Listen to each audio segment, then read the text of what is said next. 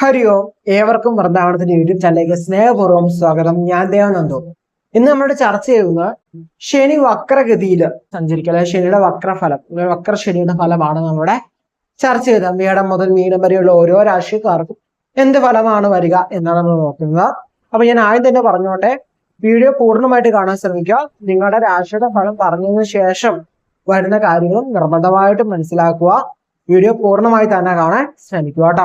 നിങ്ങളുടെ രാശിഫലം കഴിഞ്ഞു അടുത്ത രാശിഫലം കേൾക്കുന്ന മുമ്പായിട്ട് ആ ലാസ്റ്റത്തെ ഭാഗം എന്ത് ചെയ്യുക, നിങ്ങൾ കേൾക്കാൻ ശ്രമിക്കുക കേട്ടോ. എന്നാൽ മാത്രമേ നമുക്കൊരു പൂർണ്ണമായിട്ടൊരു ഐഡിയ മനസ്സിലാവുള്ളൂ. അപ്പൊ ശനി വക്രഗതി സഞ്ചരിക്കുമ്പോൾ എന്തുണ്ടാവും ഫലം? ഇപ്പം ശനി പുറകോട്ട് പോവുക അല്ലെ, ശനി പുറകോട്ട് പോകുന്നില്ല. ശരിക്കും എന്താണ് വക്രഗതി എന്ന് പറയുമ്പോൾ നമ്മൾ രാശി പുറകോട്ട് പോകുന്നതാണ് പറയുന്നത്. പക്ഷെ അങ്ങനെയല്ല സംഭവിക്കുന്നത്. നമുക്കൊരു ഇല്യൂഷൻ ചെയ്തതാണ്. നമുക്കൊരു ശരിക്കും ഒരു സെർട്ടൺ ഡിഗ്രിയിൽ നിന്ന് നോക്കുമ്പോൾ നമുക്ക് എന്ത് ചെയ്യും, ആ ഒരു ഗ്രഹം പുറകോട്ട് പോകുന്നതായിട്ട് നമുക്ക് ഫീൽ ചെയ്യും. ഇനി അതല്ലെങ്കിൽ ഒരു ഗ്രഹം സ്പീഡിൽ മുമ്പോട്ട് പോകാമെങ്കിൽ എന്നാ ശനി ഒന്ന് പയ്യെ സ്ലോ ഡൗൺ ആവും. അപ്പൊ എന്ത് ചെയ്യും, നമ്മൾ ആ ഗ്രഹം എന്ത് ചെയ്യും, പുറകോട്ട് പോകുന്ന പോലെ നമുക്ക് തോന്നും. അങ്ങനെ ഒരു ഇല്യൂഷനാണ് ശരിക്കും വക്രഗതി സംഭവിക്കുന്നത് എന്ന് പറയുന്നത്.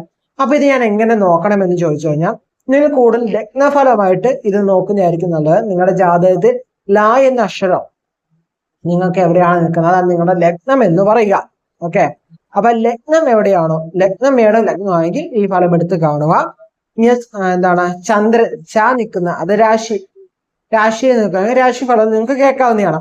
എന്നിരുന്നാലും ശനി എന്ന് പറയുന്ന ഒരു വിധിഗ്രഹമാണ് അല്ലെ. നമ്മുടെ വിധി എന്താണ്, എങ്ങനെയാവണം എന്നൊക്കെ തീരുമാനിക്കുന്നത് ശനിയാണ്. അപ്പൊ ആ ശനിയുടെ ഗ്രഹം വരുമ്പോൾ ഒരു പ്രധാന ഇമ്പാക്ട് നമ്മുടെ ജീവിതത്തിൽ ഉണ്ടാവും അല്ലെ. ശനി ഒരു രാശിയിൽ ചെറിയ മാറ്റം വരുമ്പോൾ പോലും നമുക്ക് നല്ല ജീവിതം ബാധിക്കും. എന്നിരുന്നാൽ ഈ വക്രഗതി സംഭവിക്കും നമുക്ക് എങ്ങനെയാ മാറ്റങ്ങളൊക്കെ വരും, അതൊക്കെ നമുക്ക് വളരെ ഡീറ്റെയിൽ ആയിട്ട് നമുക്ക് നോക്കാം. അപ്പം ഈ ശനിയുടെ വക്രഗതി എങ്ങനെയൊക്കെയാണ് അനുകൂലം വരിക, പ്രതികൂലം വരിക, ഇതൊക്കെ മേടം മുതൽ മീനം വരെയുള്ള ആവശ്യക്കാർ വളരെ ശ്രദ്ധയോടെ ഇരിക്കുക. പൂർണ്ണമായിട്ട് വീഡിയോ കാണുന്നുണ്ടെന്ന് വിചാരിക്കുന്നു. അധികം താമസിക്കാൻ നമുക്ക് വീട്ടിലേക്ക് കിടക്കാം അല്ലെ. അപ്പം വക്രഗതി വരുന്നത് 2024 ജൂൺ 29 ശനി വക്രഗതിയിൽ സഞ്ചരിക്കുന്നത്. ഏകദേശം 4.5 മാസത്തോളമാണ് വക്രഗതി എന്ന് പറയുന്നത്. എല്ലാ വർഷത്തിലും തന്നെ ശനി എന്തെങ്കിലും വക്രഗതി വരുമ്പോൾ ഏകദേശം 4.5 മാസമാണ് വരിക.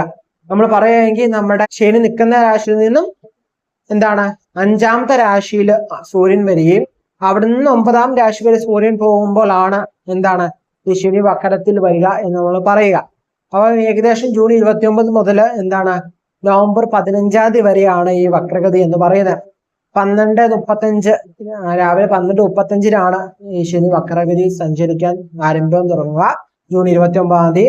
അന്നേരം പല ഗ്രഹങ്ങൾക്കും അനുകൂല ഫലങ്ങളും ചില ഗ്രഹങ്ങൾക്ക് മോശ ഫലങ്ങളും സമ്മിശ്ര ഫലങ്ങളൊക്കെയാണ് തരിക. അപ്പം എന്ത് ഫലങ്ങളായാലും അതിനുള്ള കൃത്യമായ കാര്യങ്ങൾ വീഡിയോ അവസാനമായിട്ട് പറയുന്നുണ്ടാവും. നമുക്ക് പോവാം അല്ലെ. വൃശ്ചിക രാശി അഥവാ വൃശ്ചിക ഇവരെ സംബന്ധിച്ച് നോക്കുകയാണെങ്കിൽ 3, 4 ഭാവാധിപനാണ് അല്ലെ ശനി എന്ന് പറയുന്നത്. വൃശ്ചികം എന്ന് പറയുന്നത് കുജന്റെ ക്ഷേത്രമാണ് അല്ലെ, കുജന്റെ ക്ഷേത്രമാണ്. വൃശ്ചികത്തിന് ശനി എന്ന് പറയുന്നത് കേന്ദ്രാപതിയാണ് അല്ലെ, കേന്ദ്രാപതി വക്രത്തിലാണ് വരിക. വൃശ്ചിക രാശിയിലേക്ക് വ്യാഴത്തിന്റെ ദൃശ്യം അല്ലെ. ശനി ദൃഷ്ടി എന്ന് പറയുന്നത് 3, 7, 10 ശനിയുടെ ദൃഷ്ടിയുണ്ട്, വ്യാഴ ദൃഷ്ടിയുണ്ട്. അപ്പൊ വക്രത്തിൽ നിൽക്കുന്ന ശനിയുടെ ദൃഷ്ടി സമയത്ത് വരുന്നത് നല്ലതാണ്. പൊതുവെ വൃശ്ചിക രാശിയെ സംബന്ധിച്ച് നോക്കുകയാണെങ്കിൽ പ്രതിസന്ധികളെ മറികടക്കേണ്ട രാശിയാണ് വൃശ്ചിക രാശി എന്ന് പറയുന്നത് അല്ലെ. അപ്പൊ ഈ ജൂൺ 29 ശേഷം എന്ന് പറയുന്നത് ഇവർക്ക് ഈ പ്രതിസന്ധി ഒരു സമാധാനം അങ്ങനെ ചിന്തിക്കാം. നിങ്ങൾക്ക് അനുകൂലമായ ഫലങ്ങളൊക്കെയാണ് പ്രദാനം ചെയ്യുക. എന്നുവെച്ചാൽ കേന്ദ്ര ഭാവാധിപനാണ്, കേന്ദ്രഭാവാധിപൻ ശനി വക്രത്തിൽ വന്നിരിക്കുകയാണ്.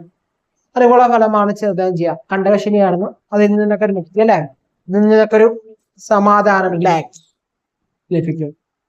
പൊതുവെ അനുകൂലമായ ഫലങ്ങളാണ് പ്രധാന. ഇപ്പം ഗുരുവിന്റെ ദൃശ്യം ശനി ദൃശ്യം കൂടി വന്നേക്കുവാണ്.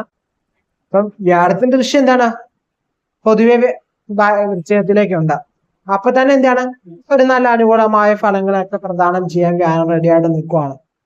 ആകെ ഉണ്ടെന്ന് അർദ്ധാഷ്ടമ ശനിയുടെ ഒരു കുഴപ്പം ഉണ്ടായിരുന്നു, അത് മാറി എന്താണ് വക്രഗതിയിൽ വരുമ്പോൾ അനുകൂലം, കുഴപ്പമില്ല.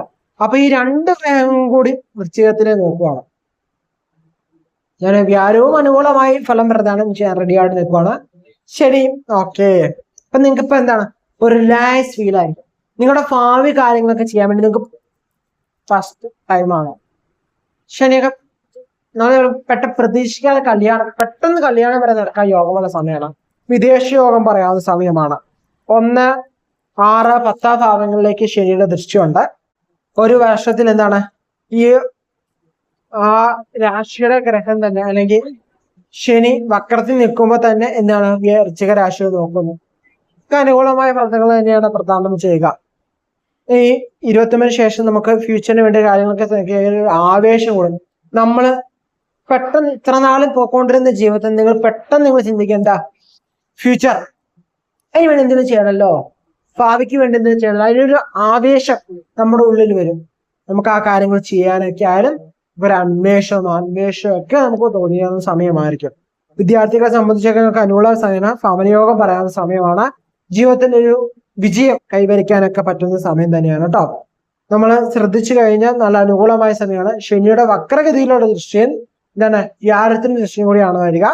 അതുപോലെ വിദ്യാർത്ഥികളൊക്കെ ഫ്യൂച്ചർ ലൈഫൊക്കെ അടിപൊളിയായിട്ട് പ്ലാൻ ചെയ്യുകയും നിങ്ങൾ പ്രതീക്ഷിക്കുകയും ചെയ്ത് മുന്നോട്ട് പോവുക. പ്രത്യേകിച്ചും പറയുകയാണെങ്കിൽ മത്സര പരീക്ഷയിലെത്തുന്ന വിദ്യാർത്ഥികളൊക്കെ നിങ്ങൾക്ക് അനുകൂലമായ സമയമാണ് ഇതെന്ന് പറയുന്നത്. അതേപോലെ തന്നെ പറയുകയാണെങ്കിൽ കരിയർ നോക്കുകയാണെങ്കിൽ നല്ല അനുകൂലമായ കരിയറാണ്. ഫ്യൂച്ചറിൽ നിങ്ങൾ എന്ത് ചെയ്യുക, വൃശ്ചിക രാശിയെ കുറിച്ച് ഞാൻ പറയുകയാണെങ്കിൽ നിങ്ങൾ മാക്സിമം യൂട്ടിലൈസ് ചെയ്യട്ടെ. ഈ കിട്ടിയ അനുകൂല ടൈം മാക്സിമം യൂട്ടിലൈസ് ചെയ്യാം. എപ്പോഴും ഇങ്ങനെ നല്ല സമയം കിട്ടുന്ന വരില്ല. അപ്പൊ കിട്ടുമ്പോൾ എന്ത് ചെയ്യുക, മാക്സിമം യൂട്ടിലൈസ് ചെയ്യാം. എന്ന് വെച്ചാൽ നമ്മൾ പറയും നമുക്ക് ചിലപ്പോൾ നല്ല രീതിയിൽ നമുക്ക് ഫലങ്ങൾ പ്രദാനം ചെയ്യില്ല. അന്നേരം നമ്മൾ നന്നായി പരിശ്രമിക്കും. നല്ല ഫലം പ്രദാനം ചെയ്യുമ്പോൾ നല്ല ഫലം പ്രദാനം ചെയ്യുമല്ലോ എന്ന് വിചാരിച്ച് സമാധാനപ്പെട്ട് ഞാൻ വിളിച്ചു. അങ്ങനെ ചെയ്യില്ല. മാക്സിമം കിട്ടാൻ നിങ്ങൾ യൂട്ടിലൈസ് ചെയ്യുക. നിങ്ങൾക്ക് എത്രമാത്രം യൂട്ടിലൈസ് ചെയ്യാൻ പറ്റും, എത്രമാത്രം നിങ്ങൾക്ക് ഈ സമയത്ത് ഉപയോഗിക്കാൻ സാധിക്കുമോ. ഈ ജൂൺ 29 ശേഷം 12:35 രാവിലെ 12:35 ശേഷം ജൂൺ 29 എത്ര മാത്രം സമയത്ത് ഉപകരിക്കാൻ പറ്റുമോ, നിങ്ങൾക്ക് എത്ര യൂട്ടിലൈസ് ചെയ്യാൻ പറ്റുമോ, നിങ്ങളുടെ ഭാവിക്ക് വേണ്ടി നിങ്ങളുടെ ഫ്യൂച്ചറിന് വേണ്ടി നിങ്ങൾക്ക് എത്രമാത്രം ചെയ്യാൻ പറ്റുമോ മാക്സിമം യൂട്ടിലൈസ് ചെയ്യാം. ഈ മാക്സിമം ശനി വക്രത്തിൽ നിന്ന് നിങ്ങൾക്ക് അനുകൂലമായി വരുമ്പോൾ നിങ്ങൾ മാക്സിമം യൂട്ടിലൈസ് ചെയ്യാം. മനസ്സിലായോ? മാക്സിമം യൂട്ടിലൈസ് ചെയ്യുക, നിങ്ങൾക്ക് അതിനനുസരിച്ച് ബെനിഫിറ്റ് കിട്ടും. യൂട്ടിലൈസ് ചെയ്യാതിരുന്നത് നിങ്ങൾക്ക് തന്നെയാണ് കുഴപ്പം. സോ മാക്സിമം യൂട്ടിലൈസ് ചെയ്യുക. വിവാഹം ഞാൻ പറഞ്ഞു, പെട്ടെന്ന് വിവാഹം നടത്താനൊക്കെ ശ്രമിച്ചു കഴിഞ്ഞാൽ പെട്ടെന്ന് നടക്കാൻ സാധിക്കും. വിദേശത്ത് പെട്ടെന്ന് ചിലപ്പോൾ പോകാൻ സാധിച്ചു വരിക. അതേപോലെ വാഹനയോഗം നമുക്ക് പറയാം. ആരോഗ്യ കാര്യങ്ങളൊന്നും കുഴപ്പമില്ലാതെ നമുക്ക് പറയാൻ സാധിക്കും കേട്ടോ. വലിയ കുഴപ്പങ്ങളൊന്നുമില്ല. പൊതുവെ നോക്കിക്കഴിഞ്ഞാൽ വലിയ പ്രശ്നങ്ങളൊന്നും ഇല്ലാതെ തന്നെ നിങ്ങൾക്ക് മുന്നോട്ട് പോകാൻ സാധിക്കും. മാക്സിമം ടൈം യൂട്ടിലൈസ് ചെയ്യുക, മറക്കണ്ട. മനസ്സിലായെന്ന് വിചാരിക്കണം. നല്ല സംഭവിക്കട്ടെ. ഇനി ഈ ഫലം ഉണ്ടല്ലോ, നമ്മൾ ഈ പറഞ്ഞ ഫലം പൂർണ്ണമായിട്ട് നിങ്ങൾക്ക് വരണമെങ്കിൽ നിങ്ങൾ എന്താണ്, ശനിയുടെ ദശയായിരിക്കണം. ഇനി അല്ല ശനിയുടെ ദശയൊക്കെ ഉണ്ടെങ്കിൽ നമുക്ക് പൂർണ്ണമായിട്ട് ഈ ഫലം നമുക്ക് അനുഭവത്തിൽ വരിക എന്നൊക്കെ പറയുക. അത് മാത്രമല്ല വക്രത്തെ അല്ലെ വക്രഫലം എന്നൊക്കെ പറയുമ്പോൾ 5, 6, 7 പോട്ടെ 10-20 അല്ലെങ്കിൽ 10-15 ഇത്ര നോക്കിയാൽ മതി. 10-15% ഒക്കെയാണ് നമ്മുടെ ലൈഫിൽ എന്ത് തരുമോ അതിലോട്ടൊരു കണക്ഷൻ വരികയുള്ളൂ. അപ്പം ഈ ഒരു കണക്ഷൻ എന്ന് പറയുന്നത് ഇത് നമുക്ക് ഈ ഫലം പൂർണ്ണമായിട്ട് നമുക്ക് വരണമെങ്കിൽ നമുക്ക് ഒന്നെങ്കിൽ ശനിയുടെ ദശ ആയിരിക്കണം, അല്ലെങ്കിൽ അപകാരം നടക്കണം. ഇനി അതിലെ ശനി നല്ല പൊസിഷനിലായിരിക്കണം നിൽക്കാൻ നമുക്ക് അനുകൂലമാണെങ്കിൽ അങ്ങനെയുള്ള കാര്യങ്ങളൊക്കെ നോക്കിയാൽ മാത്രമേ നമുക്ക് മനസ്സിലാക്കാൻ സാധിക്കുകയുള്ളൂ.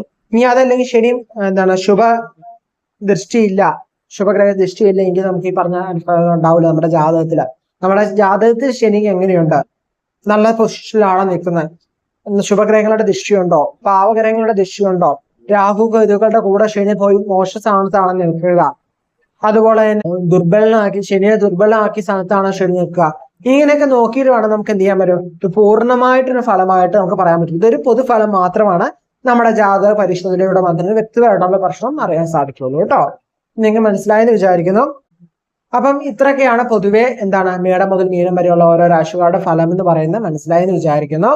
കൂടുതൽ സംശയമുണ്ട് താര കമന്റ് ചെയ്യും. അതുപോലെ നിങ്ങളുടെ പേര് നക്ഷത്രം താര കമന്റ് ചെയ്യാമെങ്കിൽ നമ്മുടെ ക്ഷേത്രത്തിൽ നടക്കുന്ന പ്രാർത്ഥനയിലും വഴിപാടും നിങ്ങളുടെ പേരും നക്ഷത്രവും ഉൾപ്പെടുത്തുന്നതായിരിക്കും. നടത്തിയെടുക്കാൻ ആഗ്രഹിക്കുന്ന ആഗ്രഹം കൂടെ ഇതിൽ എഴുതുവാണെങ്കിൽ ഗുണകരമായിരിക്കും കേട്ടോ.